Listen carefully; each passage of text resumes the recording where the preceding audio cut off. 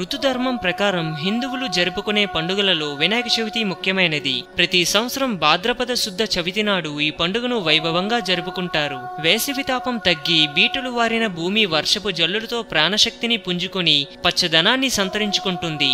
పుష్పాలు విచ్చి పరిమళాలు వెదజిల్లుతుంటాయి. నదులలో నీరు నిండి జీవనతత్వం అభివృద్ధి చెందుతుంది.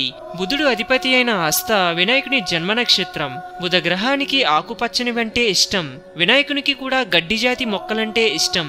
అందుకే ఆయనకు గరికతోనూ వివిధ ఆకులతోనూ పూజిస్తాం.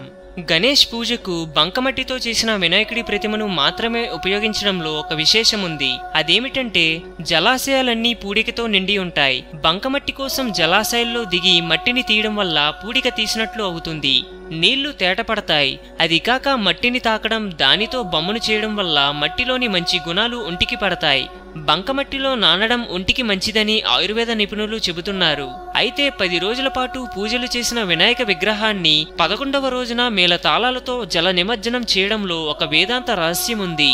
పాంచభౌతికమైన ప్రతి ఒక్క పదార్థం అంటే పంచభూతాల నుంచి జన్మించిన ప్రతి ఒక్క సజీవ నిర్జీవ పదార్థము మధ్యలో ఎంత వైభవంగా ఇంకెంత విలాసంగా గడిపినప్పటికీ అంతిమంగా మట్టిలో కలిసిపోవాల్సిందే.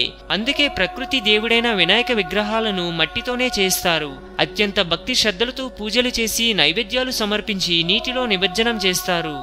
హిందూయిజం గురించి మరెన్నో గొప్ప గొప్ప విషయాలను తెలుసుకోవడం కోసం మా ఛానల్ని సబ్స్క్రైబ్ చేయండి. ఈ వీడియో మీకు నచ్చినట్లయితే లైక్ చేయండి, షేర్ చేయండి.